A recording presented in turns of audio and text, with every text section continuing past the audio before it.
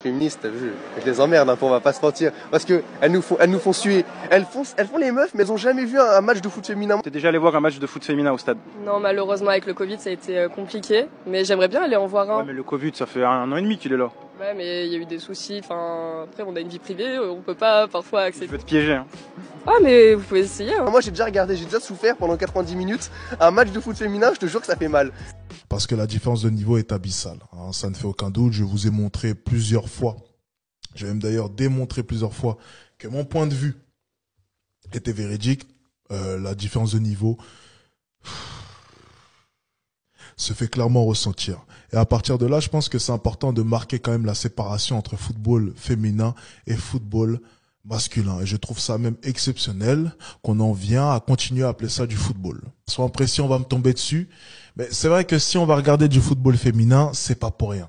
Si on va regarder du volleyball féminin, c'est pas pour rien. Du beach volley féminin, c'est pas pour rien.